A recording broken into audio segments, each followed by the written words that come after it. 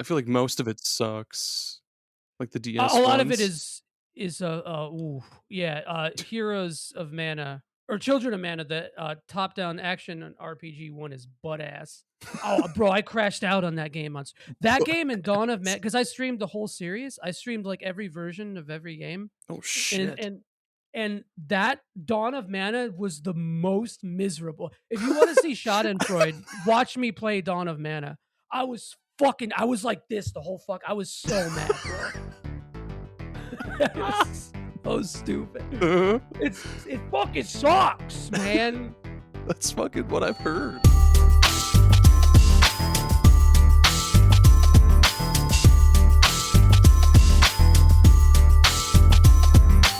Hey, you're listening to SuperPod Saga, the podcast that discusses every single video game topic in existence, every single last one. Eventually, sometime we'll get there. I'm your host, Aaron, and today I'm joined by a brand new guest to the show, my fraternal twin over there, Joey. What's up, dude? Hey, man. Glad to be here. Thank you for having me. No worries, dude. For the listeners, this was a very last minute episode, but it's going to be so good. So, before we dig in, listeners, go check out superpodsaga.com. That's our website. All the podcatcher links, guest info, socials, including the Patreon or Ko-Fi. You know, if you want to help out the show, it's $2 or $4 a month. Early episodes, bonus goodies, all that good stuff. But you know what? Enough about me. Joey, go ahead and introduce yourself to the listeners. Tell them all about yourself and what you do on the internet. And then tell us also about your... Ooh, tell us about your favorite game of all time. Ooh, okay. So this is a bit touchy because I've just been part of a major cancellation. No, I'm kidding. No, hi, I'm Joey. I do a, I actually, Aaron, we met from Super RPG Friends, which is a weekly Twitch stream that I do with some buds, and basically it's kind of like Mystery Science Theater for classic RPGs and some modern ones too. So one of us plays a video game and we commentate and read dialogue and all that kind of shit. And Aaron is one of. Yep. Oh yeah, it's lewd, it's crude. There's dudes. That's how I met Mr. Aaron, and we had a good time. And but yeah, I do that. But then I also stream on my own. I make content under Cerulean Skies.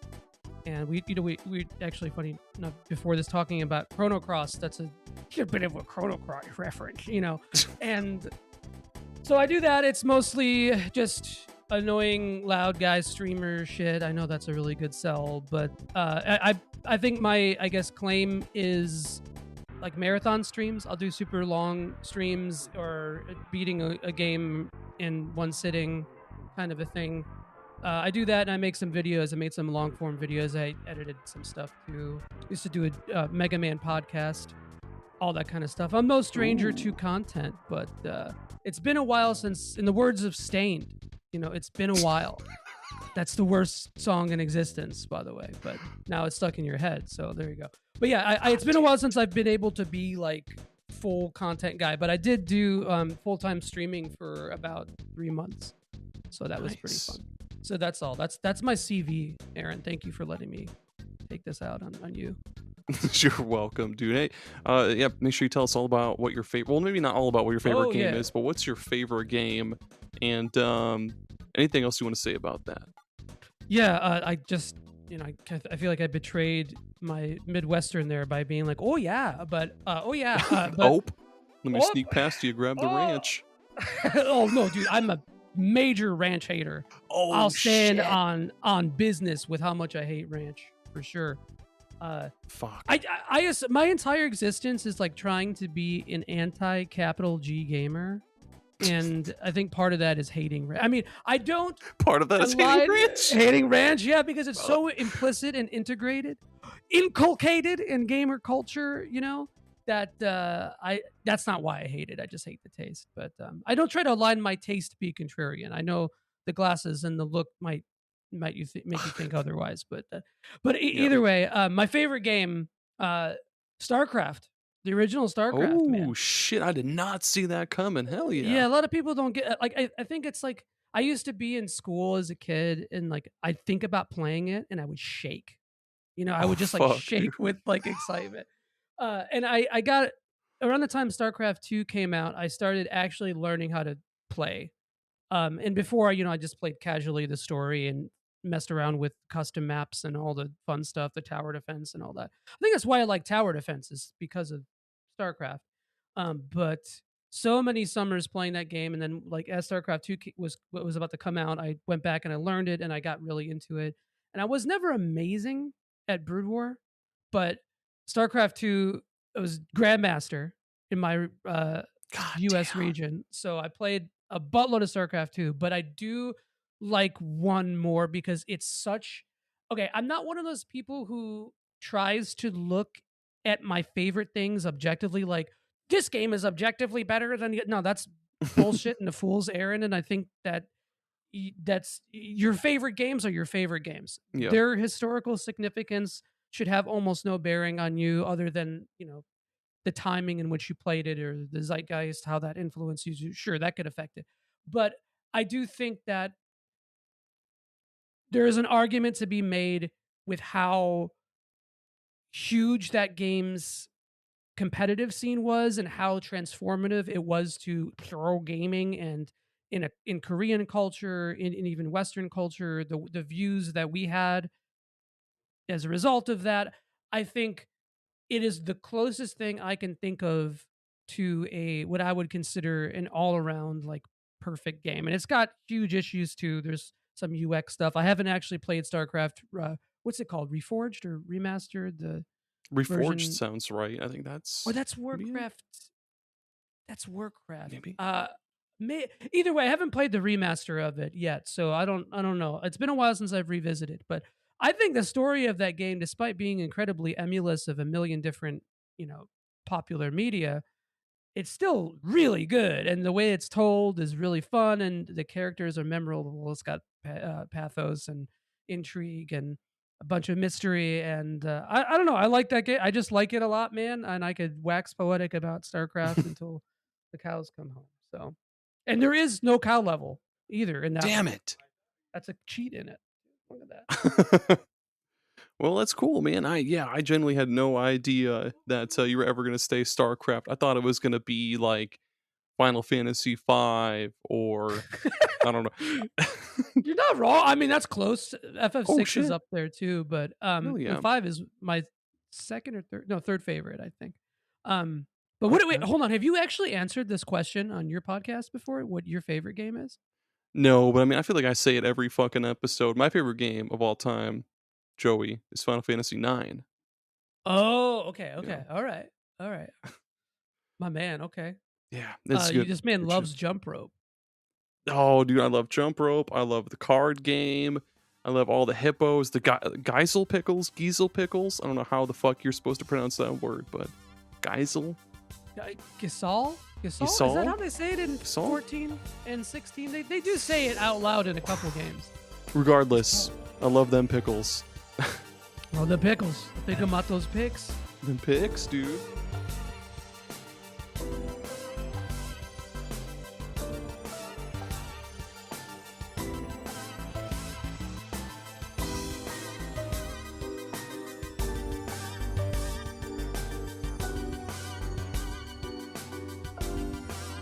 Today we're talking about series that just talk about like our entry point into specific series, and then some other series that we're interested in, maybe some blind spots in different series. Just talking about all sorts of cool game series, mostly RPGs. We've got one not so much RPG in there, but I don't know. There's an RPG in that series, actually. Funny enough, Oh yeah, the GB, Game right? Boy. Yeah. Yeah. You know. Real ones know. Real ones know me. All right, so you know what, Joey, go ahead. You're the guest. You go ahead. You start us off. Pick unless you want me to go first. Just to get the ball. Sure. rolling. Yeah. I can do it because I kind of force this on you. Just really quick disclaimer to anybody listening. I guess Aaron is a very kind soul. I've been incredibly busy with work and life and all that kind of stuff. So we've been trying to figure out a time to do this, and it's been hell on earth for me. So I was like, oh crap, I have this free night here if you want to do something. He's like, yeah, hell yeah, bro. Let's Hell go. yeah. I'm like, and he's like, like I hate this fucking guy, but I'm gonna do it anyway. No, That's what no, he said. no. That's what you said, I man. didn't Come say a on. goddamn thing like that. But no. So I kind of was like, oh, here's an idea we could talk about it. So it was, um, it's kind of my fault for being infringing my beliefs on the Nah. podcast host. No, we got it. We got it thrown together. It's looking good, man. Tell us about a series and like what Yeah. I guess at what entry you got into that series and yeah, blind spots, fucking shill it. I'm doing like a kamehameha to the camera, but yeah. Hell yeah. And if you guys aren't actually watching the video portion of this, I think you're messing up because the similarities between Aaron and I visually might be off-putting for some, or really hot. It's like, I hope, and I was saying this before before the podcast started, but I was like, what if we just have the exact same opinions and it's just a reverb chamber or echo chamber, but then you said FF9 was your favorite, and I was like, okay. All right.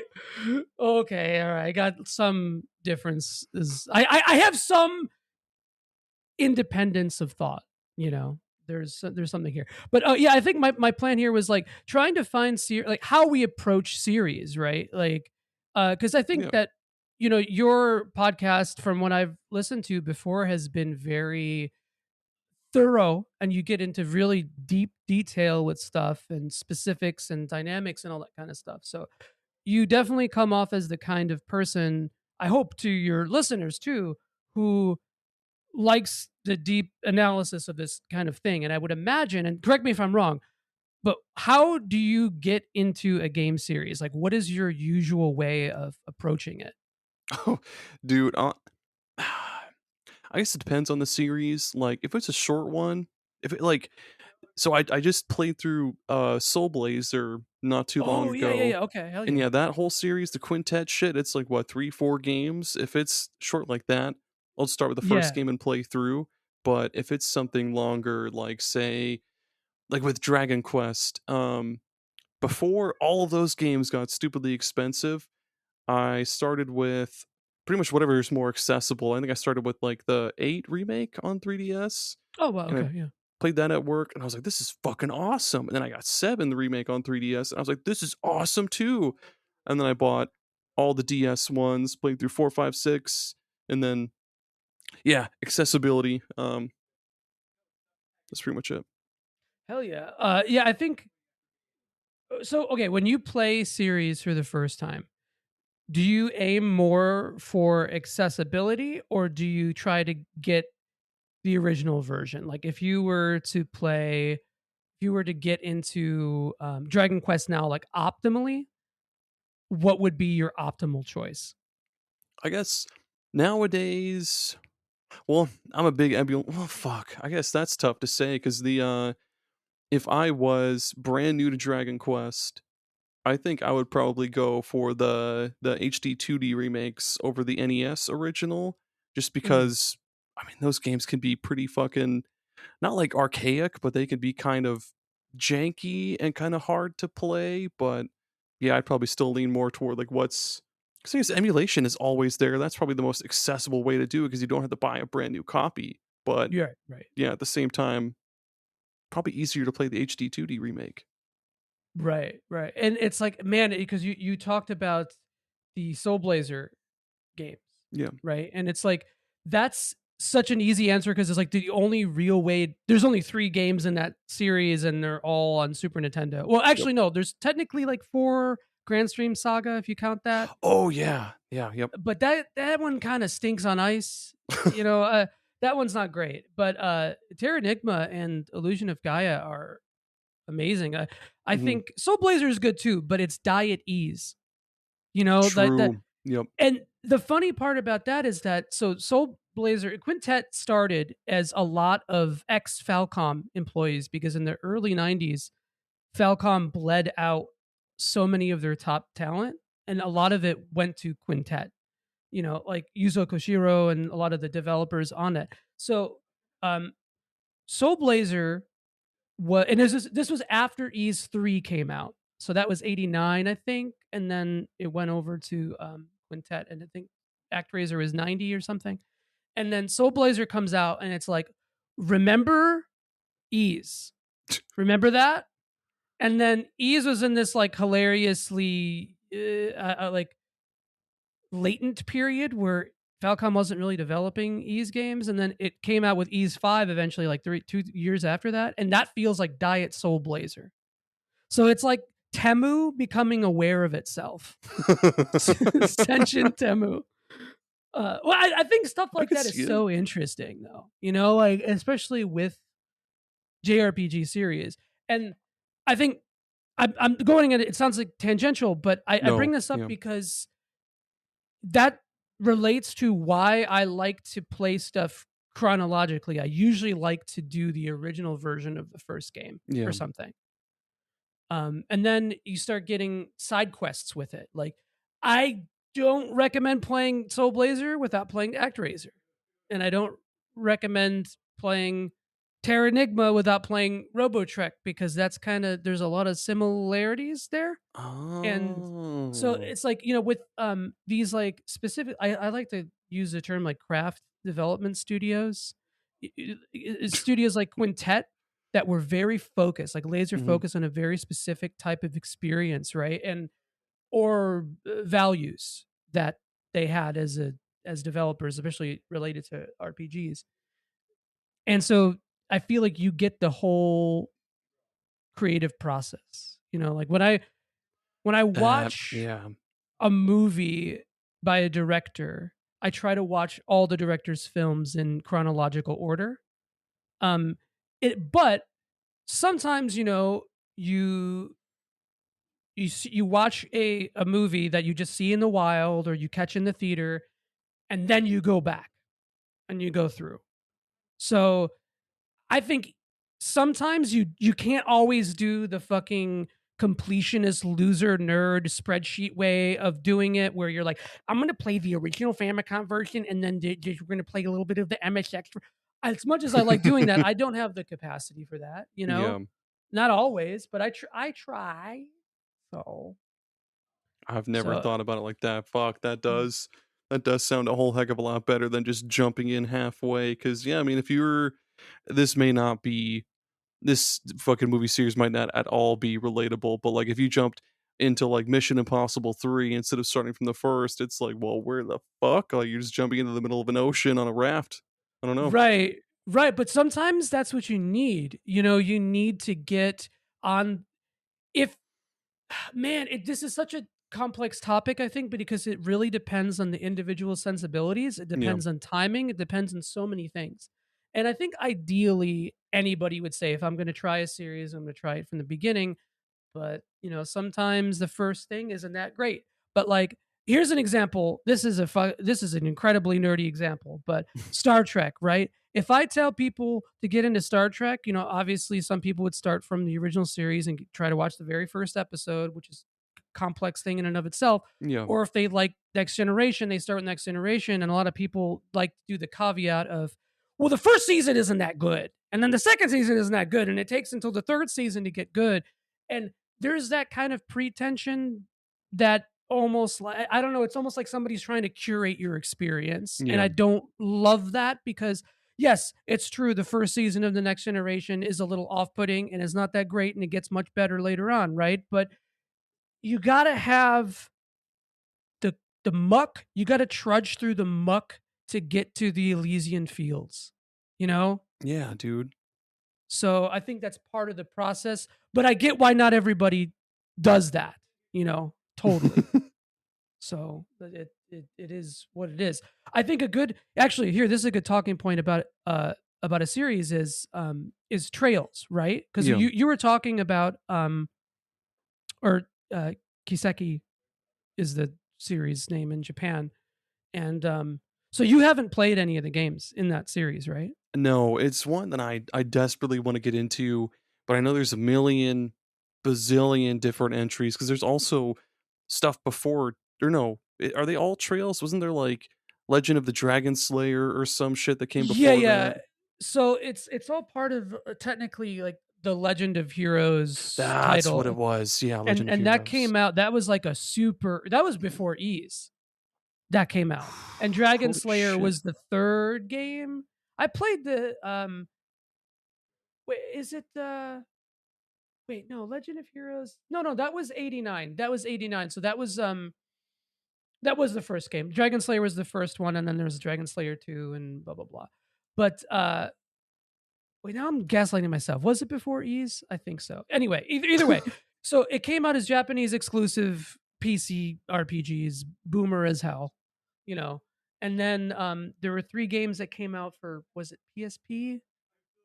Or no, no, Yeah, there no. was Trails in the Sky second chapter, and then something But else. yeah, before that though, Oh, there was 3 games called the Gag Harv trilogy. Actually, I think that was technically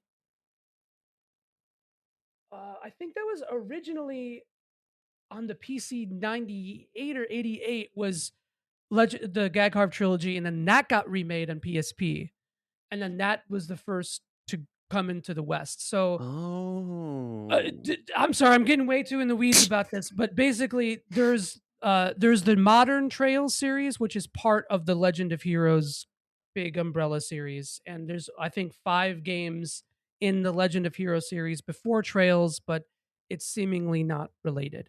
So that's an example I think of like, well, you don't need to play the fucking PC 88 game that's like hard as hell, to be able to play Trails. It might not even be related. It might be related in like, one of those like retroactive, like we might as well shoehorn this into the series once we can, kind of ways. But then that gets even more convoluted because there's several arcs in the Trails series, right? There's like in chronological order, and they do happen chronologically. It's the Sky trilogy, the Crossbell duology, so 2 games. So it's so the Sky trilogy is Sky first chapter, and then second chapter, and the Sky the third. And then the second arc is Crossbell, so that's Trails from Zero and Trails to Azure. And then the third arc is the Cold Steel arc, and that's Cold Steel 1 through 4. And then there's a bridge game that's like kind of the Avengers game, holy which is shit. Trails into Reverie. And then there's another arc, the Calvert arc, which is Daybreak 1 and 2. And then there's another Avengers game that just came out called Beyond the Horizon. And then there's like a kind of spin-off game. There's 2 spin-offs. One's called Legend of Nayuta that might actually be loosely connected. It's just, and then there's a fun little fighting game, Ease versus Trails, which is like, I call it Oh, that's cool. Power Stone for the intellectually deficient. but but it rocks. It rocks. So yeah, so obviously that's complicated, and a big form of contention in people who like Trails is, where do you start? Yeah. So, would you start with the very well? It's a little easier now because they just remade the first game, the very first game in the Trails series, Trails in the Sky FC. That's the first game period in that series. So it seems like a no-brainer to get there, but also if you like Persona, maybe Trails of Cold Steel, because Trails of Cold Steel has a similar structure. It has like the calendar structure. So maybe that's where that might get you right, but then you're missing a bunch of story before, but it's not Yeah. amazingly. It's super important, yes, but to the arc itself, so how do you think you would get into that I um think series if you did? I think since it's all like they're each kind of sub series is a different arc in the story, maybe I think I might as well just start with the first Trails in the Sky FC or whatever. I've had the PSP version on my my little handheld emulator for a long ass time, but I always put that off because there's a million other fucking RPGs that I need to get into, like Wild Arms and stuff. But Oh um, yeah. yeah, I should probably just take the plunge with this series, the first one, and then just work my way up gradually. Yeah, I think now's a pretty good time. I mean, I think the best time is probably going to be before, if they remake the third game in the Sky, because like they're remaking the second game in the Sky trilogy that's supposed to come out, I think either this year or next year. And then they're probably going to remake the third one too. So I think the best time to get into it would be right before the third game comes out. You know, Okay. um, because this way you wouldn't have to wait. But also, bro, these are like 80+ hour RPGs, and there's like how Shit. many? 3, Holy shit. 5, 9, 10, Oh man. 12, 13, 13 games, not counting the 2 spin-offs and the remake of 1. So, that's a huge ask, Oh you know. goddamn. Yeah. But I mean, you don't have Yeah. to play it all to complete. And by the time, if you True. do it piecemeal, by the time that you're playing them, more will have come out, etc. Right? But That's true. so that's a tough thing. How does this make you feel about getting into the series? I'm curious. I mean, I could just go from yeah, you're right. I don't have to marathon the whole entire goddamn series. Like I could just go like maybe one arc, wait for a little bit, do the next, or yeah, just do one game, palate cleanse with something short, like one or two, three short games, whatever, and then go right back into the second one, work my way up. Yeah, I might just go from like arc to arc to arc and do shit that way. Hell yeah. Very Noah of you, arc to arc, baby. Let's Yeah. go. Dude, speaking of Noah, what was your point of entry into the Shin Megami Tensei series? We talked a little bit about this before the episode, and I've got some takes, but I want to hear from you first. Okay, this is such a fucking hipster answer, but I swear it's Yeah. true. Hell yeah. The first Megami Tensei game that I played, or Megaton game that I played, was the first one released in the US, which was Jack Bros for the Virtual Boy. Oh yeah, I dude. love you can't see it, it's in my room, but I still got my Virtual Boy. I got the whole NA library for it. And by the way, Jack Bros Fuck yeah. probably the most expensive game I own, I think. Maybe Ooh. Earthbound CIB is the most, but Jack Bros right under there. Earthbound CIB. God damn. Yeah, that's a heavy hitter. But yeah, Jack Bros. I didn't know. And then I rented Persona 1. And that game scared the shit out of me as a kid, dude, because of how racist it was. No. It just scared the shit out of me, man. That game, like I was so like this foreboding, and the dungeons were first person, you Yeah. know, as like when did that come out? I think I was 7 or 8 on my minted PlayStation 1, and I rented it, and I was like, "Oh my god."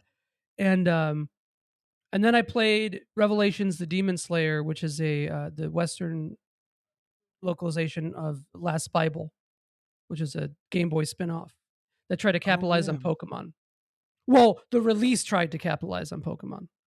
Because it came out like 99 or 2000 here, but the game was like 4 years old at the time. So, yeah, I've been playing that series pretty much since it came out here. I didn't realize that was all connected until like Persona 3 came out, or Nocturne came out. So Ooh, that was when I realized it was all the same series, I guess. that's cool. What about you? What's your entry point? Weirdly enough, mine was 4. I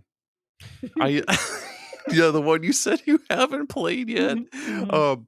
Dude, so back when my job had me working in the office, and before the Switch ever even came out, before it was even like a breath in like a dying man's last breath, Nintendo Switch. Before all Yep. that, I had my 3DS, and I was looking. We were at a retro game store, and I was looking for cool 3DS RPGs that I could play at work, and Shin Megami Tensei 4 popped up, and I was like, "Oh hell yeah! Like this is made by the Persona dudes. Like this has got to be similar, right?" Nope. Turns out it's better to me anyway. I'm not a big Persona guy, but yeah, Ooh, that was okay. my jumping in point, and then from there I was like, "This shit rules. I'm gonna go back and play Nocturne," and then I tried to play the first two games. I played a little tiny bit of If, and Mm. then I played like fucking so many of the other spin-offs on DS and 3DS. Like, well, Strange Journey is not a spin-off. Technically, Strange No, Journey was dude. supposed to be 4, but Yeah, but Kaneko just tweeted the other day. He's like, "This is a spinoff because I fuck. wrote it." So yeah, no, I saw that too, and I felt betrayed.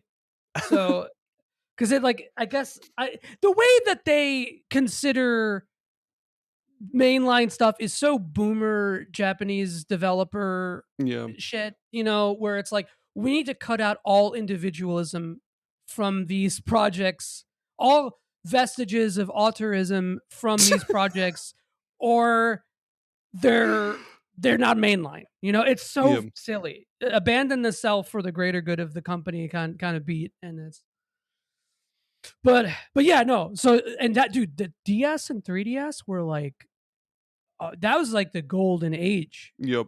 of Megaten stuff, I would say, for sure. Dude, Devil Survivor 1 and 2, those whoop ass. Oh They hell yeah. they remade Devil Summoner Soul Hackers for the 3DS. That whooped Yep. ass. The Strange Journey remake, fucking holy shit, that was really good. Love Strange Journey. Yeah, there's so much shit for that one. I haven't played Redux Strange Journey. I've only played the original. Oh, And I think one of the last things I did on my 3DS was before the store went down, I bought all the DLC for it, which is dumb because I could have just pirated it and hacked my 3DS. But um, at the time, I had money, so whatever. I man. guess I'll be Just burn stupid. a hole in your pocket. Yeah, I want to have the official release, and that's kind of funny because I'm the most like pro emulate. I think like 80% of what I play is on emulator, but despite that, God, that period was so good. But I haven't played a lot of those 3DS remakes. I did play the Soul Hackers remake, and that's one of my favorites. I Yeah, think. it's good as fuck, dude. And the soundtrack is so good. Oh, The it's music so is super good. The fucking atmosphere of that like the cyber beginning. city. Yep.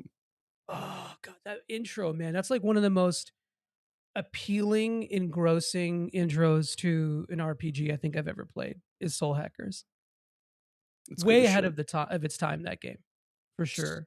it's awesome, man. I still haven't beaten Nocturne because I keep like there's this part. I mean, the part I'm about to describe could literally apply to any other part in the game because there are so many parts you have to go through a maze Mhm, and the yeah. random encounters just beat you fucking senseless the Yeah. entire Oh, yeah. time. Oh, And yeah. I was just like, I can't fucking do this, man. And I turned it off and then went and played something else for a little bit, but I do want to beat that someday. Yeah, Nocturne is, yeah, okay, so I played it when it came out on PS2, Yeah. and I have it I, like, booted up the remaster, and I got, like, 3 minutes into the game when you're on the world map with the Tokyo music, Yeah. and I was like, "Oh, this is fucking hitting," and I, like, pause it and listen to the music for a bit, and then I think somebody called me. Yeah, and I paused it for a second because someone called me or whatever, and I just have not gone back to it since then. Oh. So that's on my list of stuff that I need to circle back to the remaster of it. But that's like my favorite. I think that's my favorite Mega 10 game is Nocturne. But Ooh, okay. but under the pretense that that was a game that like was a huge paradigm shift for me because I was like complete shorts at video games. Yeah, I was just very persistent. And in any RPG, I would sit there and grind like an idiot for so now I'm like opposite of this, but I would sit there and grind for hours.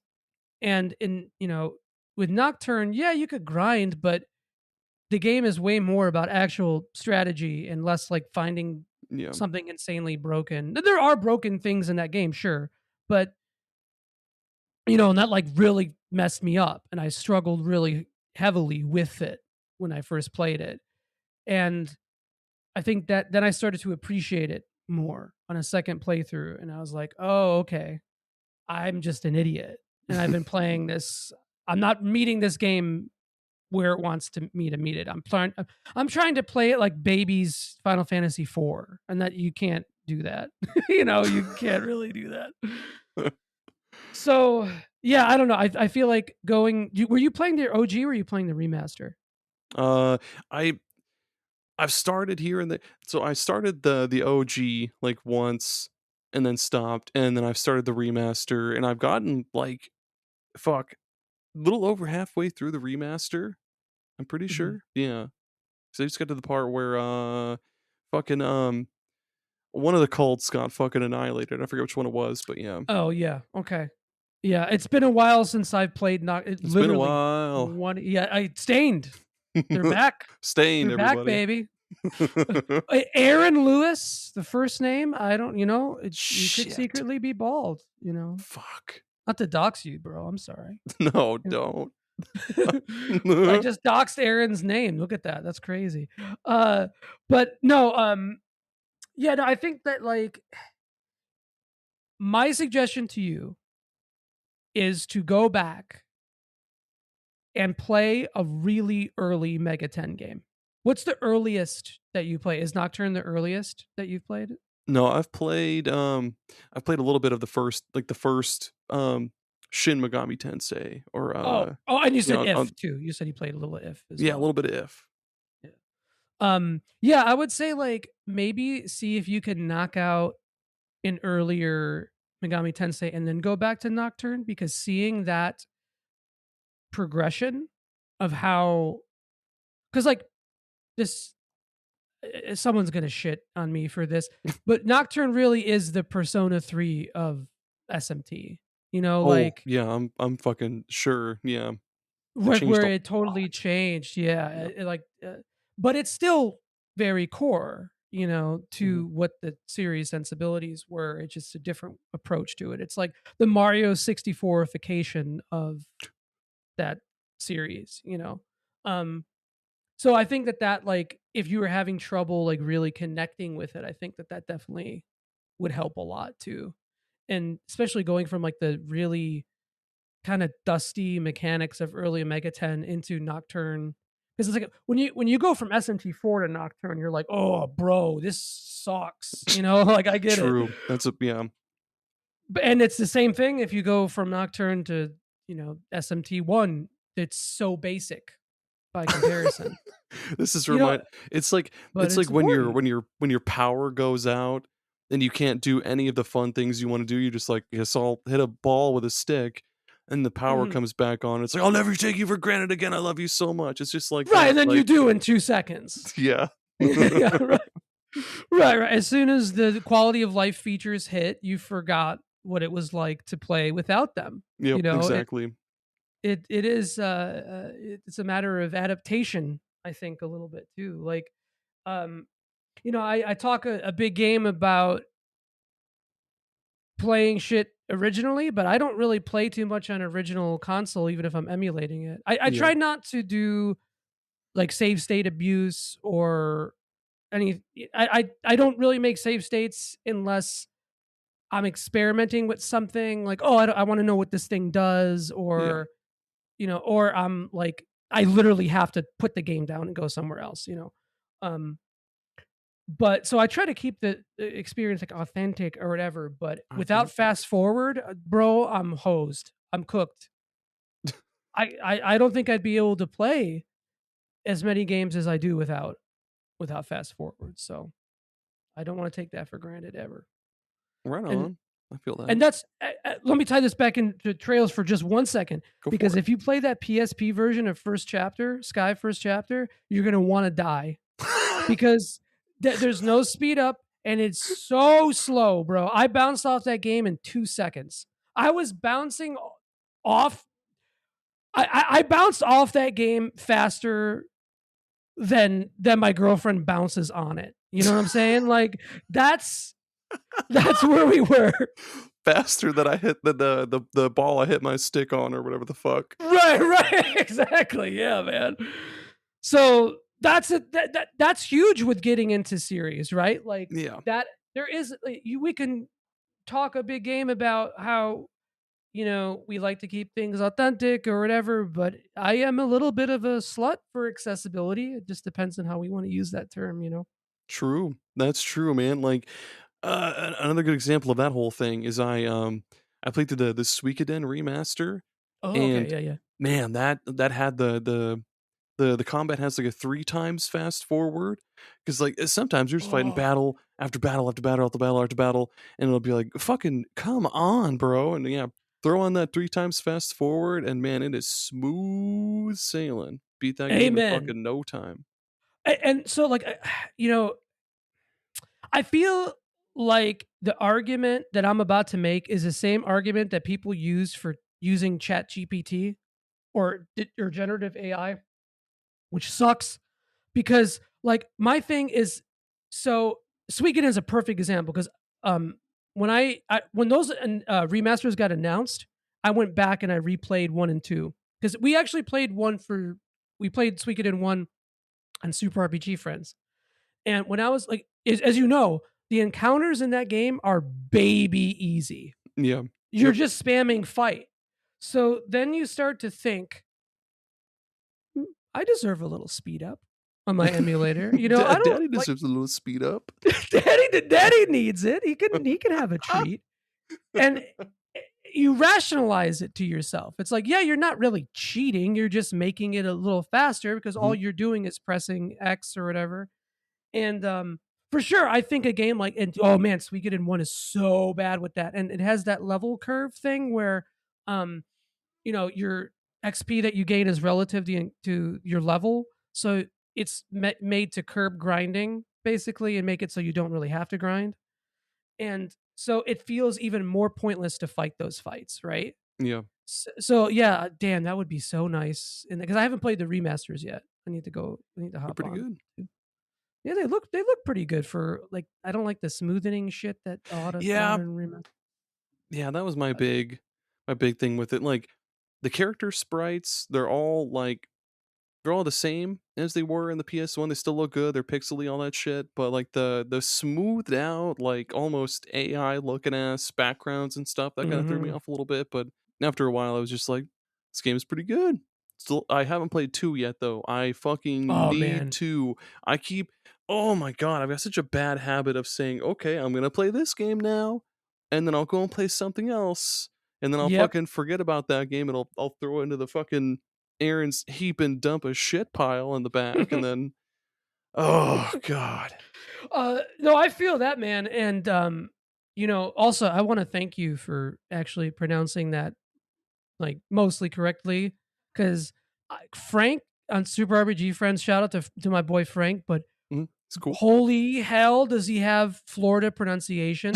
Like kept calling it Sui Koden or Oh, dude, no. or like it's not like almost like chop suey, and I'm like Suikoden. Suikoden. I'm like, oh, bro, I'm not even this. I don't know Japanese. I'm not gonna be one of those people who's like a huge stickler for that. But like, ballpark it, Mhm. hit We it in all the we all know the ballpark, Pokemon Suicune, man. Fucking put 2 and 2 together. Suicune, right? Suikoden, you're out the Right. door. Also I thought that like when I was a kid and I saw Suicune, I thought it was Suicune? suicide. I thought it was suicide, Oh, shit. and I was like, damn. And I said I wouldn't make any suicide jokes, but that's not really a suicide joke. So No, okay. that's just holy shit. Fuck, I'm running away from And I this was like, battle. dude, this is edgy. Pokemon's fucked up. I don't know. Holy fuck, it does have its moments though. Fucking Lavender Yeah. Town, dude. Fucking ugh. That's the sound God. of my trauma. I well, actually, yeah. Oh man, I had such a good question to ask related to. Oh yeah, the way that you seem to, because I feel like from what I'm getting from what you said so far is that you tend to start stuff and not finish it. Oh, well, yeah, big time. Like So the a big part of it for me is like I'll start a game and it'll be like a honeymoon phase type of thing. I'll be like, hell yeah, this is cool. I can fuck with this. And then like I don't know, some games just don't hold it for me. Like into or past the halfway point, I'll start to get bored. And then I'll start to think like, dude, why am I even fucking playing this if I'm not having fun? And then I'll just drop it. But I don't know. Maybe I don't know. Maybe I just need to stick it past that. Like Chrono Trigger, dude. I'm booking through that. That was great. Soul Blazer booked it through that. That was great. Suikoden, fucking yeah. It's just like the halfway point. I'm a big like complex combat guy too. I love a good complex combat system that does more than just like hit X to attack or whatever the fuck. Like I love mm.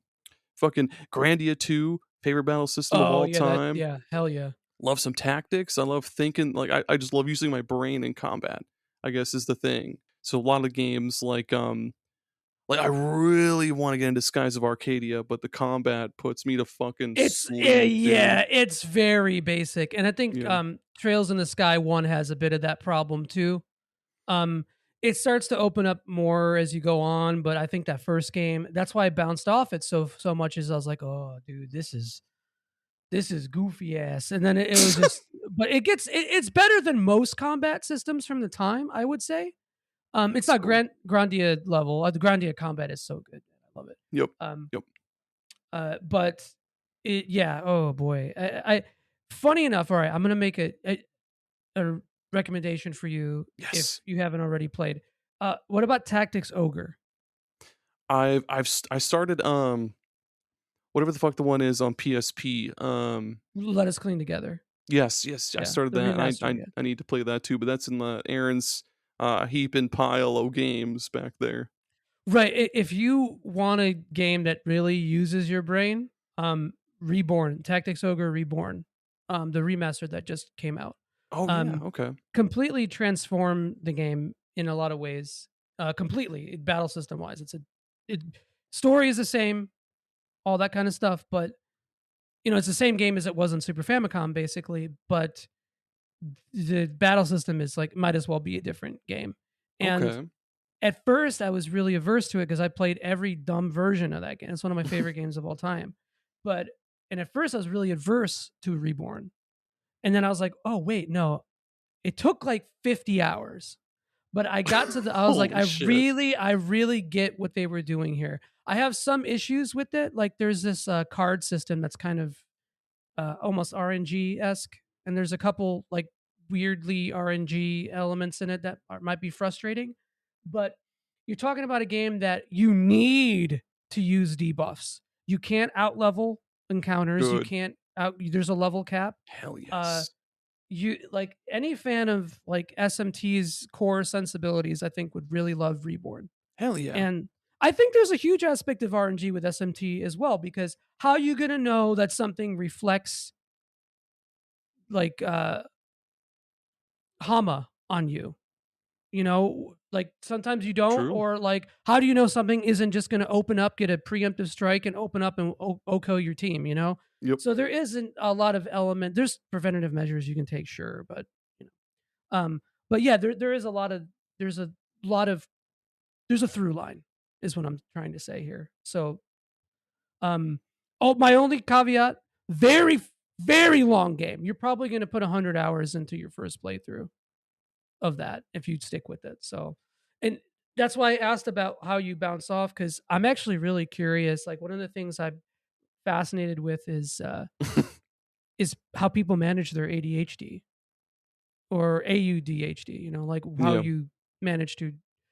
Because look, it's funny because video games is this really strange, unique medium where it's incredibly ADHD, but it's also very patient, and it's simultaneously incredible, like can be highbrow and incredibly lowbrow at the same time. And so Yeah. why I think so many people who gravitate toward RPGs, I've noticed this irony where they have trouble sticking with games. Yeah. So what it's paradoxical, where uh, and I don't mean that in a critical way. I'm because No, I'm it's the same okay. way. I'm the same way. Like I have to focus Mhm. on one thing at a time. I have to have, and maybe this is definitely an autistic trait, but like monotropism, only being able to do one thing at a time. And like right now I'm playing Trails into Reverie. I'm like right at the end, I just have to grind a bunch of stupid shit for trophies. And I can't possibly think about playing another game right now. I have to Yeah. focus on just that or I'll never finish it. But when I was younger, I would do that stuff all the time. I'd start a game and not be able to finish it and all this kind of stuff. And it was devastating to my ability to finish stuff. I really had to Yeah. focus. So what do you Yeah. do? What do you do? What's your method, man?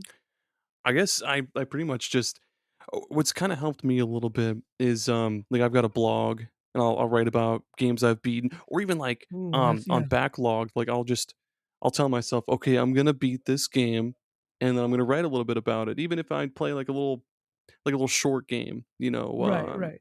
like I played what a fucking what's that indie game I played? No, I say that like I played only one indie game my entire Ever, life. yeah, just this one single Fez, and that was I it.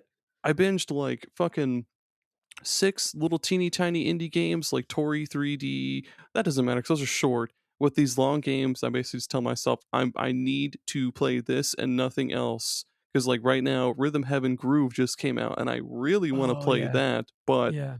I need to focus on Chrono Trigger, so I have to like keep reminding myself, dude. All right, mainline this game. Stop doing anything else and just play this. Well, and you know what? And that works on 2 levels too, because you are getting, you're almost sort of, what's the term? Almost economizing your time a bit, and you're trying to make your time a Make it little bit count more towards productive. something. Yeah, Yeah, yeah, productive yeah, because you're like, okay, well, if I'm blogging about this game, it's gonna make me want to finish it, right? That's kind yeah, of your, is that your impetus? Am I reading that correctly? yeah. And I don't, again, this is not a criticism at all, but like there is an aspect of validation there too, because you're doing something public facing. You're writing about it on a blog, you're talking about it on a podcast. You know, anyone in this ting of ours, this content ting, Disting. is doing it. There's an aspect, you're validation seeking. Why would you ever stream if you're not, or do content if you're not? There's something wrong with that. But Yeah, validation does help a lot. And I think that, I'm not gassing you up to gas you up, but you have a really good perspective on stuff. I like seeing your tweets about Chrono Trigger. And I've been kind of following your posts on this a bit, on the Blueski. And you know, I'm not saying this for this purpose. I'm saying it because I mean it, but like, keep doing that shit, bro. It does. People do see it, even if they don't interact with it. And I hope that keeps you motivated, at least to yeah. try to finish it more or just get through it more. Because like perspective is that, like, look, a million fucking thousand people have played Chrono Trigger, right? Of course, Yeah, you're probably not going to say anything new about it, but it doesn't matter because like that experiential look into your gameplay, I think that's the biggest thing. And it's like, I think nowadays that's different than streaming, is like streaming has kind of overtaken blogging in a lot of ways because you're essentially blogging when you stream, right? true. Uh, Yeah. so it's just way more haphazard and like chaotic and whatever, but stream of consciousness. But yeah, I don't know. Sorry for going on a diatribe about this. I'm just It's really okay, dude. interested in how people approach this kind of thing. So No, you're good. I mean, this helped a lot. I thought that was great. Don't ever apologize for a tangent or going off topic or anything like that. That's the Super Pod Saga way. That's our not our creed, I guess, our ethos. That's our ethos. hell yeah. Well, speaking, here's my segue. Speaking of Saga, have you played the Saga series? I think Frontier 1 and 2. I haven't Right. beaten them, but again, I've started them, and then I've thought to myself, I need to play other shit right now. I can't do this. But they are cool as fuck. Like a friend of the show, Dre from Fine Time. Oh yeah, I know He Trey. Yeah. Yeah, he played the Saga collection, I think is what it was, or Yeah, the yeah, yeah, yeah. The Game Boy collection, the 3D Game yeah. Boy games. Yeah. Yeah, and he's played a couple of the other Saga games before, and he makes them sound fucking cool as hell. But yeah, there's a lot there, and I haven't started there yet.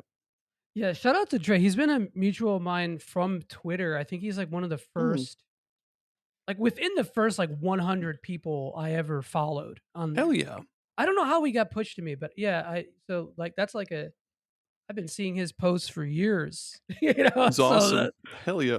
yeah, yeah.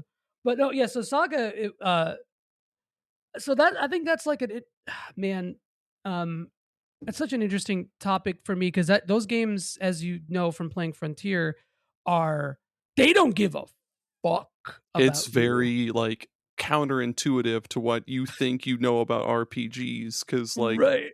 most RPGs up until that point, they'll be like, grind for levels, learn new abilities when you level up. All right, beat monsters, you got it. But yeah, Hmm. Saga is like, it's very anti I guess, typical RPG.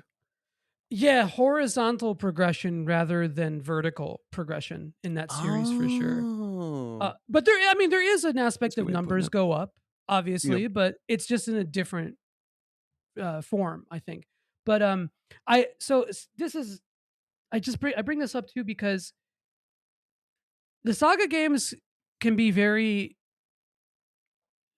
quick too. Like Oh yeah. one Frontier scenario, like if you just pick Blue and Frontier and play through it, um, yes, you can get walled and things could be very difficult, but it's only, you're not looking at a 40-hour game. You're looking at like a 15-hour, maybe max 20-hour first scenario experience. And then it's up to you. Are you like, hey, I beat Saga Frontier? Or are you like, oh, I just beat one scenario of Saga Frontier? So that leads me to two questions, I guess. It's like, where is your end point for games? Are you a 100%er? When you approach a series, are you a 100%er? Where do you fall into? um, man, Or I is it guess like, oh, I saw credits, so that means that's it? it depends on the game because ones that I guess if a game really, really, really clicks with me, I'll do my goddamnedest to get as much as I can in the game. Like throwing it back to Soul Blazer again. I went for a lot of the side content in that because there was a lot of cool shit you can unlock, and same with like Chrono Trigger. There's all this other side story shit that you can do toward Oh the end of yeah. the game, and like yeah, it's totally optional, but it's cool, and I'm gonna do it. But and I got same with Chrono Trigger. I beat that game, or not Chrono Trigger, Chrono Cross. I beat that game 3 times through because I wanted to get every single character and get different endings and shit. So Yeah. I guess yeah, if a game really does click with me, I'll play it over and over and over and try to get as much as I can. Maybe not 100%, but like try to experience as much as I can in it if I really like it. Yeah, I feel that. I think Chrono Trigger is such a good example of that too, because of all those endings, you Yeah, know. And a lot of them are just kind of silly little Easter egg. I would say like 85% of them are silly little Easter eggs, you yeah, know. Um and there's just a lot of convoluted stuff you got to do to do it well. I think like if you're ever trying to look at it for efficiency's sake, the way I like to do it is like two playthroughs, right? Like the first playthrough you just play through it normally, and then the second playthrough you make saves at all the breakpoints and the endings, and then do them as they come along or whatever. yeah, Uh, but yeah, they're not. It's not like really necessary to get those. I think Cross's endings are a little bit more elaborate than Triggers even, and Cross has the added component of the 31 incredibly goofy cartoonish characters because to get all of them on one save file is a pain in the ass. You got to do that weird, oh man, I forgot, I did it when I got the platinum, and it was like I had to like make a save at a specific point and then like reload. It mhm. was so weird to get all the characters on one file, you know. um Is that what you did? You get the platinum for that or the 100% or whatever? I don't think I ever got the 100% because there was one that's a big, huge fucking pain in my ass. I forget who it is, but yeah, you just have to go through. You do one playthrough, load up another one, New Game Plus, and you go to Opasa Beach or whatever beach it is that has Yeah, the first spot and shit. And then if you have that one item, bang bang boom, you can skip right to the end. So you just right. fucking grab yeah. Um, yeah, there was like one or two characters that were a big pain in the ass, and I was like washing my hands of Harl. this shit. Harl, that's the one that sucks because you only have her for that limited time. I think that was who it So was. you Yeah, have to like end the playthrough when you get her. And then it's like really goofy. Yeah, I think that's what it was. I'm starting to remember. But yeah, there's stuff like that that could really glaciate the way that you get through a game, like 100%ing stuff. And it's like, yeah. uh I that's, I have an illness, man. I have to like 100% something. Like I can't I can't just beat it. Like I have to make it more complicated. I this is Somebody's going to take that out of context, but I like have to beat it. I have to beat it. I can't just beat it. I've got to watch while I'm beating. No. This is not Trails to Cucking. I swear to God. Oh man, Cuckseki? Is that anything? I don't know. Cuckseki? That's gotta be something. And dude, I tried so hard. Like, because I was telling you before the podcast, but I went through all the Resident Evil games, Yeah. and I was like, I'm just gonna play through them once on like normal or easy, because I suck at survival horror. I'm not, and then 2 months later, and I have all the platinums for all the Resident Evils, and I'll like try hard planning my strategies on like how to get through shit like quickly, and uh, so I'm an idiot basically. I so has there ever been a series where you're like, I need to absolutely do 100%? Oh, dude. Yeah. Fucking Bravely Default was a big one for me Oh yeah, okay. cuz like it kind of breadcrumbs you with that shit a little bit cuz when you get a new job, you'll see all the new abilities you can unlock. Of course, they're like question marks at the time, but it's like I got to know what those are. Yes. It's kind of like when you're picking up a room and you're like, dude, there's so much fucking shit here. How am I going to get all this? And then you pick it up little by little and it's like, okay, we're making some progress. Pick up more and more and more and more. And it's like, dude, I'm almost done. I could get this shit done in no time. And then boom, before you know it, it's done. That's me with Bravely Default. Like Bravely Default 2, Mhm. try to max out like every job, trying to get like the most cracked fucking loadouts for every character with the wackiest jobs and shit. Yeah. Yeah, I get that. I think there's like I like to call it the call to grind, you know, because Yep. it's this game tempting you. It's That's it's exactly it, yeah. it's whispering in your ear. It's like, hey, dude, you wanna just fucking take 20 minutes just to see what this does? You wanna do that for me? And then you do because it's sick. You get the new abilities, and you just you love it. Um, are you talking about Bravely Second or Bravely Default 2? Which I hate that they did that. But All of them. what? Okay, yeah, because I haven't finished Second. I didn't. I bounced off that one really bad. I don't know why. It was really late in 3DS. I think that might be why. That might have been it. It is actually really good. It, the first Bravely Default, I think it's, like, toward the end or the middle, it has that part where you have to redo Oh everything a yeah, million that's like the fucking 20 times. the 20% mark of the game. Yeah, Yeah, yeah, that yeah. shit almost put me off, but, yeah, 2nd does it a lot better. And then 2 fucking whips. That game's real good. Yeah, dude, you're one of the only people I've met that have really said that, because like I don't think it, so. Two is like, it feels a little bit more clinical, a little bit more sterile, but I think the writing is slightly better. It doesn't have the payoff that one does, because the end of Yeah. one is like, whoa. Yep, yeah, 1 was fucking insane, but, yeah, 2, it's it's kinda almost on that level. Like, yeah, the story leading up to it is bleh, it's whatever, but toward the end, like, once you start learning shit, and the game does, like, the same Easter egg type shit that the first game did, once you start getting to that point, it's like, "Oh, all All right, right. Yeah. Yeah. 20 Yeah. more hours it is." Right. Right. Right. And I hate to think of things as like a checklist or crossing stuff off. Right. I hate to start to be like, I want to finish this so I could move on to something else, even if I'm really liking it. Yeah. But does you ever struggle with that? Is that ever something that comes up for you when you play stuff? Sometimes, yeah, like, when I was playing for the million, I'm gonna mention Soul Blazer. When I when I was playing through Soul Blazer, I was like, all right.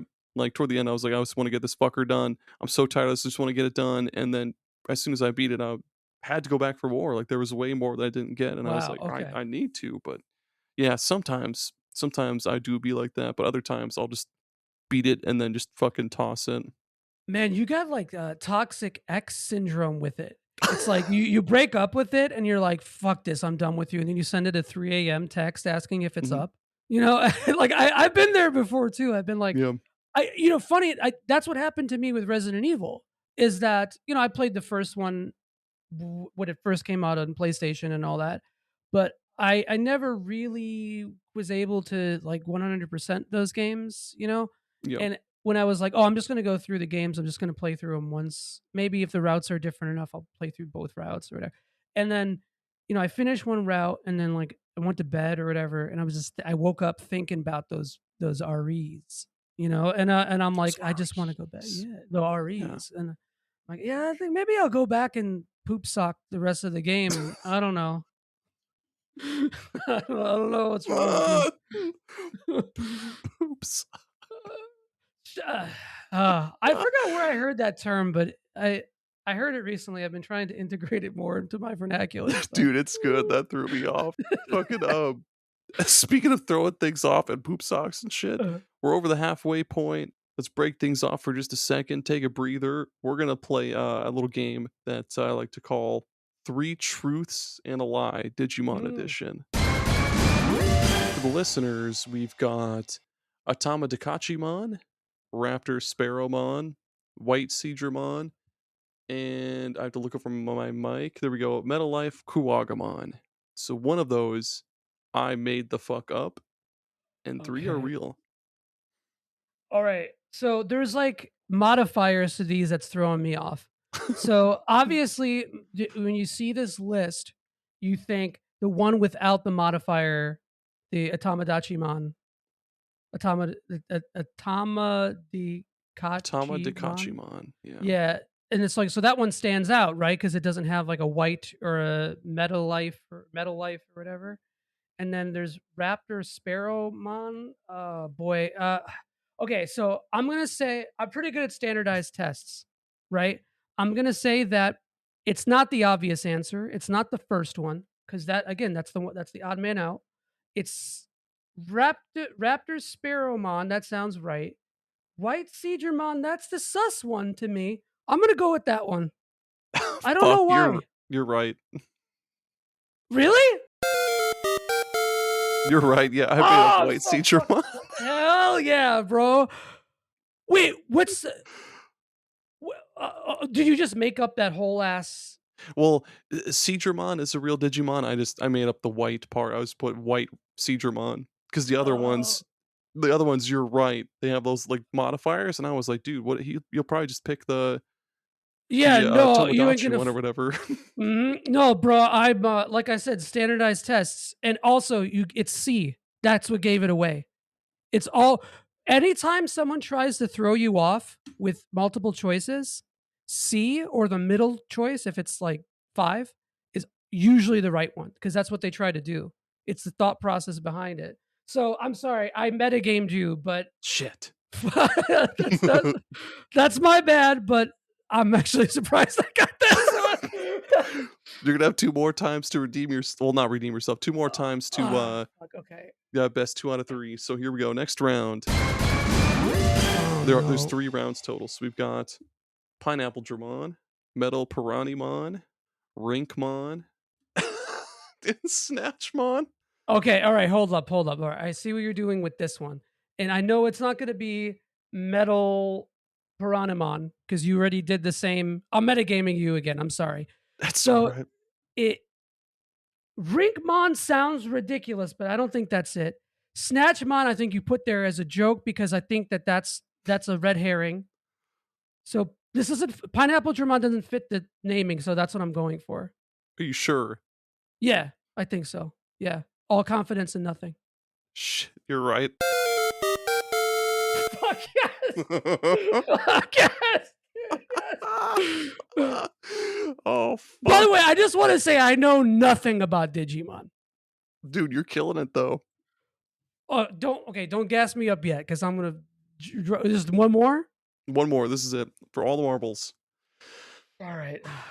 I mean, I guess you already have all the marbles. It's 2 out of 3. Fuck it. Who No, cares? I don't know, man. I work at a nursing home. My marbles have been lost a long time. We'll get your marbles back then. We've got Unimon, Polar Bearmon. Okay, so real quick, I know Unimon is one. That I know for a fact. That's like one of the only ones I know. Okay, Polar Bearmon. Yep, and then Yo-Yo-Mon and Go-Go Gorillamon. So again, one is one I made up, and the other 3 are real. Which I mean, I guess 2 are real because you know Unimon. Yeah. This is fucking hard. Especially without knowing Digimon. So Unimon, yeah. So it's out of the three. Polar Bearmon, I think that's legit. Yo-Yo Mon, again, I think you might be doing the. This is the. No, it's Yo-Yo Mon. I'm going with that because it's C. It's C. Yeah, Are I'm you going. positive? Fuck it. Positive. Fuck it. It's Go Go Gorillamon. Oh fuck! No! Your streak comes to an end. No! Oh fuck. I guess C. Ah shit. No, that one's really hard because I guess my thing here was like Yo-Yo Mon doesn't look right, so it Yeah. can't be that. But you've already done that twice, so that was my second. I mean, there's only three, but that was my second guess. It was between those two, and I just, it's all right. I Fuck. may never recover from this. You nailed those fucking first two. First guess. Well, I guess there is only one guess, but yeah. Yeah. Hell yeah. If I don't know shit, I try my best to parse out the process. I don't know. That makes sense, man. That's I mean, that's what I would do if I was on fucking it was Who Wants to Be a Millionaire? I couldn't think of the name of the show for a Yeah, yeah, second yeah. there. Yeah. Yeah, I think like because I get really bad test anxiety when I take tests for anything. And I think like after a while, I've never, like I dropped out of high school before I learned anything about some people, my friends took like ACT prep tests and all that kind of shit. And I never did that stuff. And so when I took the fuck, what was it called? Not the ACT. What's the other one? SATs. No, oh no, it was the ACT. It was the ACT. Okay. And when I took that, I did really well because despite having not as much knowledge because I dropped out of high school, I did really well because a lot of it is just kind of understanding the patterns, Yeah. right?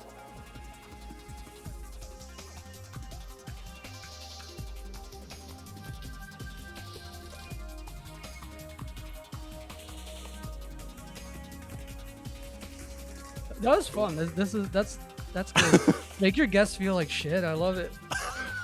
Well, no, it unveils the process. I like hearing how people think about this shit, but maybe I'm the only one.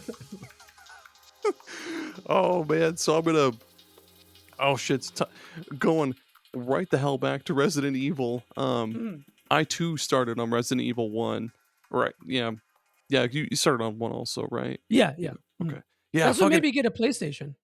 Ooh. I wanted it so bad. I saw it at a friend's house, and I was like, I begged my dad for so long to try to get me one, and it was like my birthday and stuff. And I like traded in something for it, but yeah. Anyway, sorry. Go ahead.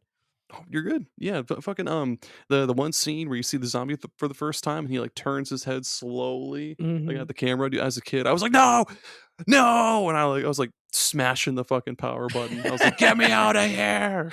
Yeah, man. Especially if that intro too. It's like it's a movie. It's like a real movie that they're showing. Barry, where's Barry? Fucking Yeah, voice so act.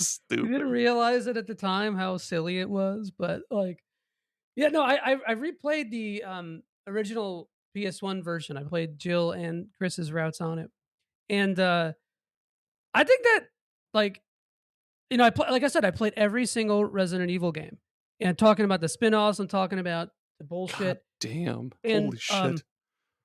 one is one of my favorites. Even the original is on my top. Mm. I swear it's not just because of nostalgia, but I don't think there's too many cases of a series getting most things right from jump. Mhm. Yeah, But I agree, man. that being said, and I think this is actually kind of relevant to this discussion, is that it technically isn't really the first game in the series. Like, because Resident Evil it was supposed to be like a reboot of a game called Sweet Home. Oh yeah. So a lot of the concepts from Sweet Home were integrated in this new 3D kind of style. And, the puzzle box aspect of the mansion and all that stuff that was in Sweet Home. So there is a bit of an iteration process that happened with Resident Evil, but even still, it's crazy how good that first entry is, man. Dude, Yeah, and people love to shit on tank controls for being wonky and weird, but like that was really the only way to work around all those dynamic camera angles that they well, Yep. dynamic, but like all the different No, like they're dynamic. Yeah, for yeah. sure. It was the only way around that because otherwise you would get spun around and everything would be disoriented. But yeah, the tank Yeah, they weren't controls, able to make like a full 3D game at the time. You yeah. know. Yeah, no, I think people. It's definitely an adjustment. I think going back to it, but having the virtue of having played with the games before, it was a little easier for me to adjust to. But uh, no, I mean, like I think that's it. It created this interesting. I'll use the word dynamic again. Dynamic with the game because it's like it's both cinematic and gameplay oriented, and it's like those limitations uh begat a kind of approach, like an aesthetic approach, because it's Yeah. more than just we're trying to, make these camera angles dynamic. It was also kind of like now the perspective's different, your gameplay's different, and it lends itself to the cinematic process of the game, which was like heavily influenced by horror movies and Oh yeah. you have that aspect to it. That was a way of making games seem more cinematic was it's almost like you're just the game is cutting shots, and that a lot of people say, "Oh, I wish a new Resident Evil would have camera angle or fixed camera angles and stuff." And I kind of do, man. I kind of do. I would fuck with that. That would be Yeah, awesome. I would fuck with that pretty heavily. I know. Did you play four remake? I played both versions of it, like the original and the remake, yeah. Okay, shit. Now I'm forgetting if it's the original or the remake. I think it's actually It might be the original. Of four, but Sherry's section or not Sherry, Ashley's section Yeah, in in that the suit game. of armor and shit. Yeah, yeah. In the I think in the original four, that sequence was fixed camera angles in Japanese. So I think like That's having cool. something like that could be cool because like Requiem almost tried to do that with its level design. There were definitely times where I was like, oh, they're trying to make this like fixed camera. Like they were designing the levels in Yeah. such a way that there's only like really one way to look at it, you know? But a game like 7, I feel like that wouldn't have lent itself as well. Or 8, 7 and 8 I don't think would have been good with fixed camera angles. So, Yeah, that'd be hard to do with those ones. Fucking, I really again, like, I was a kid when I played through 1. I never did beat that one, but I do wanna play that again. A lot of people that I know will say that the remake of 1 would be the best way to play it, but I kinda like that PS1 jank that it has to it. Same with, like, with Silent Hill 1. oh I don't yeah, know if yeah. I would ever want that game to be remade because like, the PS1 jank, like, the fog, the graininess of everything, like, the uncertainty, really, of, like, you're gonna outlive whatever the fuck comes at you through that fog, like, that I don't know if Right. that could be replicated in a modern day remake, 4K, 120 FPS, anti-aliasing, whatever the fuck, I don't Right, know. right. Well, 2 kind of had a little of that too. I would argue not as much as 1. I Yeah, agree. And yeah, and it's funny. I'm of the same belief too, where it's like there's something that would be lost by modernizing that experience. But I also think that that story presented in a modern way would go really hard, and like that's why true. I don't Yeah, really get why they did Silent Hill 2 as the remake. Because Silent Hill 2, I think I hate this concept of things being dated. It's like yeah, it's the same thing with films. Like, yes, watching a silent film, watching a film in black and white might require more of an adjustment on your part because you're used to quick shots, you're not used to long shots, you're used to uh like less expository cinematography, all that kind of stuff. But I don't look like I can't. That doesn't mean that like when I watch a Charlie Chaplin film, I'm judging it by today's sensibilities either. I'm not like, well, this doesn't. The pacing of yeah, this film is not. It's not the same thing. Or the characterizations aren't. It's such a different animal now, and it's. I feel that's true with games. It's like people play like playing Megami Tensei 1, Digital Devil story. Imagine playing that game and getting pissed that it's a first person dungeon crawler or it has random encounters, you know? Yeah. Why? That's the game. There's nothing you could fucking do about it, dude. The game came out and it's a boomer ass video game. It came out in like 1988. Like what were you expecting? You know? And it's like I feel like so many people aren't able to put themselves in that headspace. And Yeah. I don't really blame anybody necessarily for not willing to make that effort because you just want to do something quick and your day is stressful and whatever. But that approaches the way that you that approaches your that or that affects your criticism is what I'm trying to say. And I think Resident Evil 1's a really good example of that because a lot of people are going to be like, "Oh, it's janky, the tank controls suck, blah blah blah." But like in the context of the game, they work exceptionally well. Yeah.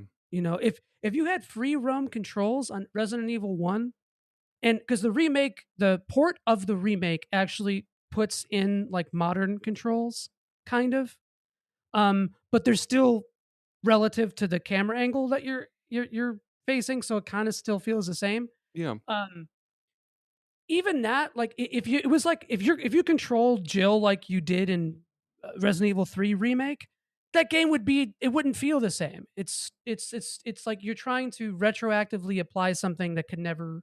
It's anachronistic. You know, Yeah. it can't Yep. exist like that. So fuck anyone who says that shit. I think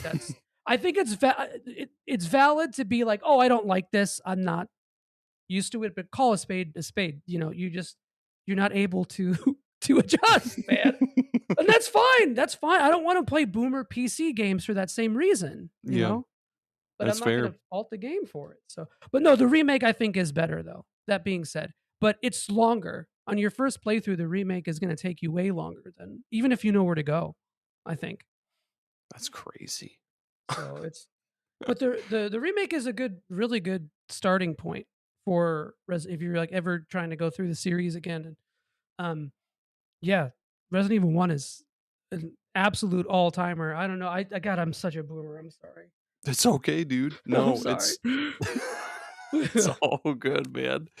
Fucking with there's all these rumors of like a Final Fantasy 9 remake coming out, Yeah. and in my brain, I'm like, the game is fine as it is.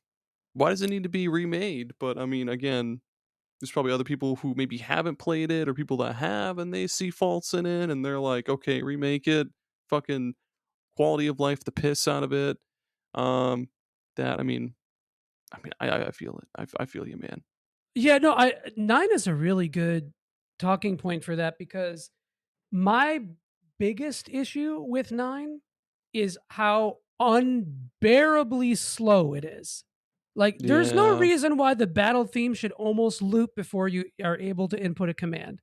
Like, there ain't no reason for that. But the remaster kind of fixes that a little bit, you know? with the battle It, speed. Yeah, yeah, the only problem is that now you have all the shitty visual changes with the remaster that suck, you know, that a lot of people take umbrage with. But man, there's a phrase I've been hearing a lot, and I've said it myself. How do you feel about this phrase? X game does not deserve a remake. I mean, I don't think it's bad to remake a game because I guess in my case, like you have a fault with it. I'm sure other people criticize it for something, but I mean, yeah, it's probably good for other people, but just it's not for me. But I guess that could go for a lot of games. Yeah, remakes are not bad, but I don't think they're really necessary. Kinda, man, I don't know. I'm very fucking torn on it.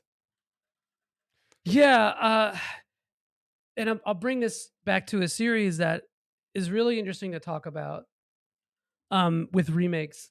Ease, you know, Oh yeah, yep, that's a series rife with remakes. And you said you played Origin, was it? yeah. I've played Origin. I've played 1, 2, and I think Yeah, I've played most of them, just not 5, the one that's Oh, the still Japanese Japan one. only or whatever. Yeah, that's the one I said is like Temu Soul Blazer. Yeah. But I love Ease 5, but the gameplay is oof. I don't know about that one. But no, I think like, Ease 1 was like I think one of the first games I can think of that got a remake that almost eclipsed the original. Cuz in 1990, the game came out in 87. Am I wrong on that? I'm pretty sure That it's sound 87. that sounds right.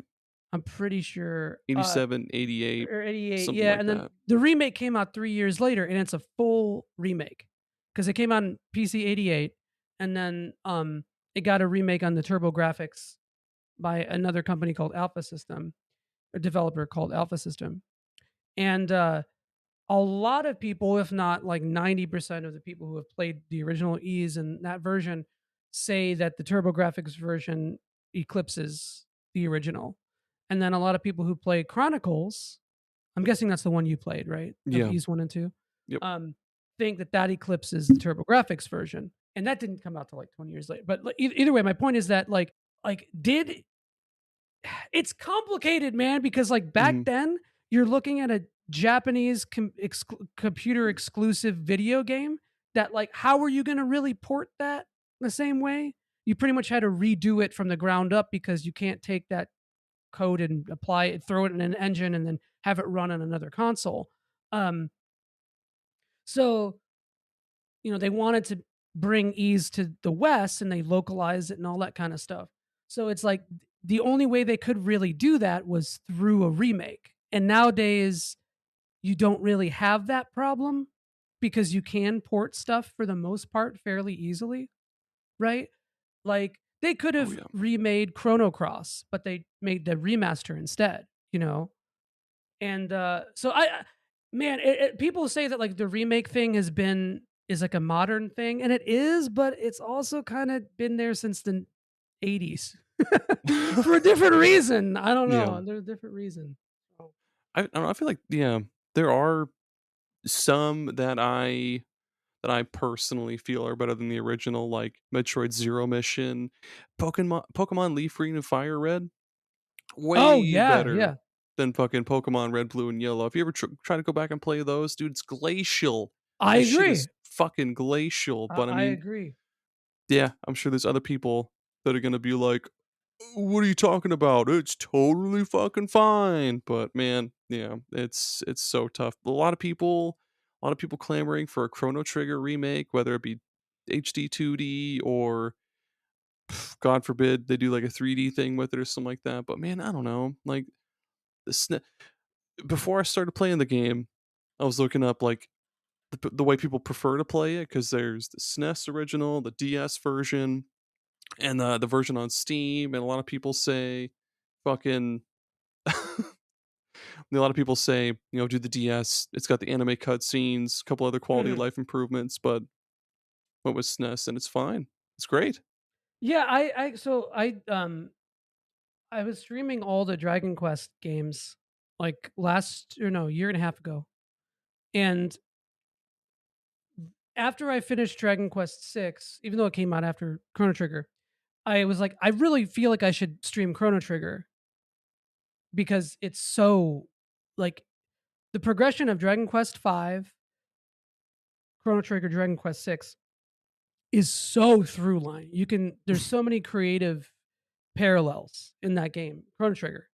And Yeah. so I was like kind of streaming, I was trying to stream versions of the game of those games that I had never streamed before, like shown off before. So I streamed the Steam version of Chrono Trigger, and I actually think that's the best way to play it. Oh shit. Like Okay. honestly, it is because it fixes up a lot of stuff. It adds the DS content, which is optional technically for the most part. You can skip the cutscenes, but um, you don't have to do the post game shit, and that's kind of ass anyway. But yeah, I think that's the best way to play it. I don't know. Maybe I'm a weirdo, but I don't think there's anything wrong playing the Super Nintendo version. But Yeah. so I'm kind of went the same route with Dragon Quest. Now that you brought that up, because like again, back in the 3DS days, I was like, I, I guess back in those days, I wasn't as into emulation as I am now. Like, I only had my 3DS, and of course, I bought the DS versions of 4, 5, and 6, and 7 and 8, all that shit. But um, yeah, I guess even now, like even if I could emulate the original Dragon Quest or like the incredibly broken 2, I don't know if I would. I mean, maybe I would go back and play those just to say I Yeah, have, Dragon but Quest like, 2 is dusty. yeah, That's oh man, the Famicom version, I never want to play that again. Ever. yeah. Even the Super Famicom version, the remake of it is mm-mm. Listeners, that was a big stanky thumbs down. And again, even that game has its context though. You know, Yeah, if you're playing through a series, it's important to sort of like understand a lot of the significance of some of the more marred entries. And yeah. Dragon Quest 2 is extremely rushed because Dragon Quest 1 popped the fuck off. And so they're like, let's start we're starting the sequel before anything else. We got to get it out. And so the whole like last 20% of the game is super rough. And Yeah, and even then, I think the exploration in that game, oh my god, man, it pisses me right off. But how much of that is like being unwilling to accept the game for the terms of its time, you know? yeah. Um, Final Fantasy 2, another really good example. I cannot stand the Famicom version of. I'm a huge Saga slut. I made videos on the Saga series. I've played every single game, every single version. Um, I'm a huge Saga slut, and obviously the origin is from Final Fantasy 2, but I cannot do the Famicom version because of how slow it is. Yeah, And but and there is a lot. I think the reception of FF2 has changed a little bit, but back in the early 2000s to mid 2000s, when message board culture to me was at its zenith, for that I don't mean that in a positive way. uh People before YouTube and the parroting of opinions and all that stuff, and even then, like I think like AVGN and all that kind of stuff is sort of to blame for some of the parroting of opinions. yeah. But FF2 got shit on heavy. Everyone's like, "That's the one that sucks. You skip that one. You don't deal with it. The game is objectively bad," which is the worst thing that anytime Yeah. anyone says something is objectively bad because they don't like it, immediately disengage Yep. from it. But like that game sold better than the first in Japan. It was more critically well received, you know? There's a lot of that kind of stuff that I think people gloss over. And a lot of that is of the time, right? So I think Yeah. like when you're going through a series or exploring a series, it is the historical context is super important, right? Maybe I don't know. I think there's something to be said for something that stands on its own merits. I think so too. Yeah. Like Mega Man. Did you ever go through all the old Mega Mans? Mega Dude, Men? Mega Men's, yeah, on Mm. the legacy, well, I mean, I guess not the, like, I don't have carts of them, but I played the Right. legacy collection of the NES ones, and yeah, I think those are still playable, totally fine. Yeah, I think so too. I think a lot of people would be kind of a bit. Well, I think one is the game that filters people the most somehow because the whole game is on ice skates and shit like that. But it's like you got to consider that was like this incredible synthesis of all the things that platformers were kind of doing back then. Like Mario was really big, and then you had like Contra and all that kind of stuff. Yeah. And it took like the almost like non-linear aspect of Mario because Mario has the warps and shit, and it allowed you to select the robot masters from the get-go and all that kind of, that was like pretty big at the time, and so I feel like I don't know, it's like when you're getting into the series, like understanding it's very easy to just shit on a game because of how dated it feels, or again Yeah, because you chafe with its whatever. But I think Mega Man 1's an all-timer too. I'm a it is. fucking boomer. I don't know what else to tell you. Yeah, I agree with that. I guess, yeah, give it a fair chance, or I guess if the, I guess, original version of something isn't accessible to you, there's no shame in going with a remake or remaster or whatever, but if you can emulate, give that shit a shot. Because yeah, I mean, I can't think of, I mean, there are maybe a couple original versions of games that you probably should stay away from, like Dragon Quest II, but I mean, it's still worth looking at it on your own, getting your Yeah, own for sure. opinion on it. Right. I always say like, is there really so much to be lost for booting up a game for 5-10 minutes? You know, True. and actually, this is a really good. Maybe this is like because this is straying from the point a little bit, but I want to ask it. Maybe it's a good coda. But how do you feel about? And I'll try to trying to tie this into series. How do you feel Yeah. about like watching something versus playing it? Like, okay, Megami Tensei, right? Uh, if you're looking into a series and you're looking at all the games in it, like Gaiten Megami Tensei, are you familiar with that one? I don't think so, no. That was like a Japanese computer exclusive Megami Tensei game. It was like I think 92. I'd have to look it up. Um, but God, or maybe it was later than that. I don't know. But it's like Japanese exclusive. Obviously, it's really fucking weird. It's like vulgar. They show like actual porn in it. You know. Nice. Hell yeah, dog. But like trying to break the. Actually, you know what? Funny enough, there's a translation of this, so my point is moot. But like I get why people would do that, like watch a video of that instead of trying to explore it themselves, because even setting that up on an emulator is a pain in the ass. Yeah. So do you have any I guess boundaries with watching something versus playing something in the context of a series? Um, man, holy shit, that was wild. Man, I mean, I guess if it's a series that I'm actually interested in, maybe I'll watch like a video or two just to get a grasp on how, I guess, on how it moves, or just to kind of get myself acquainted with it a little bit to see if I actually do want to watch it, like see what the combat's like, see what the exploration is like or something. Like I've done that maybe a couple times with Xenosaga, but Oh, okay, yeah. um yeah, like I won't watch a whole playthrough series and spoil the whole thing for myself, but I'll just watch maybe like a couple minutes and see what it's like, and then make a decision for myself. Say, do I want to play this? Yes, no, maybe so. Right, right, right. That's no, that's cool. I like to hear that. I'm always interested in how people approach. Like, what Yeah. about like let's say you're like, oh shit, I'm gonna hop into Trails. Uh, how much research would you do before doing that? I mean, if it's one I've had on my radar for a little while, I'm probably just gonna fucking hop into it. But if it's one that, so like one that we have jotted down, Atelier or Right, right. Atelier, Atel Atelier, yeah. okay, Atelier, one like that, I have no fucking clue where to start, because there are so many fucking games, and they're all different, like self-contained stories, and like they each one, well, not each one, each, I guess, like individual There's like arc kind of, chapters, yeah, yeah. yeah, and then there's like time limits or time constraints or whatever, like that shit.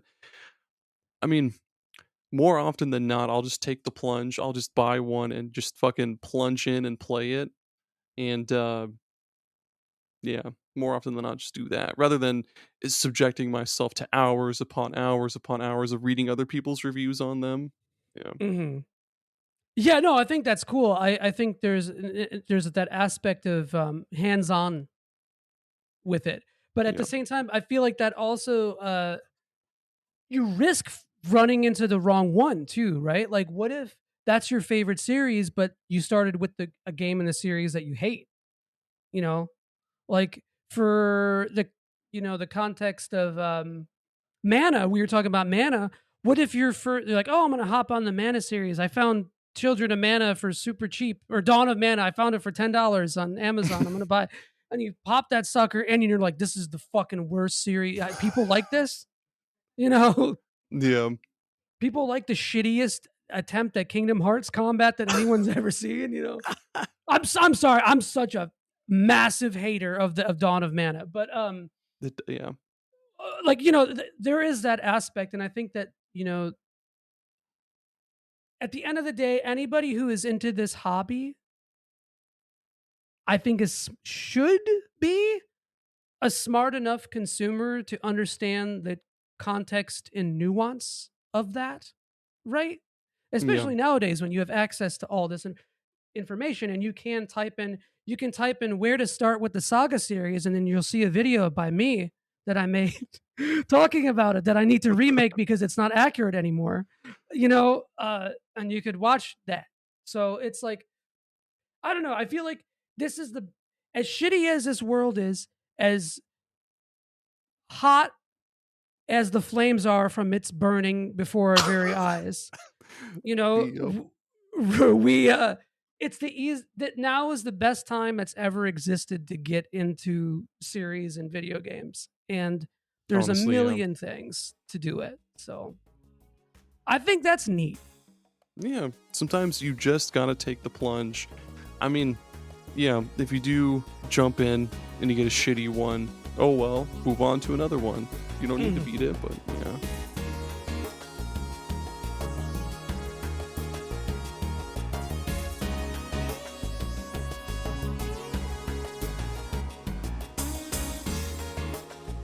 Yeah, man, it was awesome having you on. I'll absolutely have you on again sometime, whether it's to talk about, like, we can dive into a certain series, or I don't know, we'll figure something out on the sidelines. Sure. But Yeah. Thanks, man. I really appreciate you being so flexible to, you know, do all this shit too. That means a lot. So I'm sorry that I've been an annoying guest about that. You no, know. you're good, dude. You're good. Well, before we go, I'm gonna give a quick shout out to all the patrons that support the show. PimPim, Dean Martin, You Gonna Eat That Crust, Will, Dave C, Quest 64, well-known Nintendo 64 game, Stormageddon, Kevin Demo, President Lieutenant Jeff Myers of the Admirals Club, Trey, Jameson, and Jared Schroeder. All you guys, thank you so much for supporting the show on Patreon. You rule. And with that, once again, Joey, my fraternal twin, my brother in Christ. I'll see you on another one sometime. But I guess let's say bye. Thanks, man. This was a lot of fun, and thanks again. And hope that people are willing to jump into 850 hours of RPG gameplay. I can't wait for you to start that tonight and finish it by next month. So I'm really proud of you for admitting to do that, dude. That means a lot. I'm gonna get right on it right after this episode. I'm gonna slam a million Mountain Dews. Bye.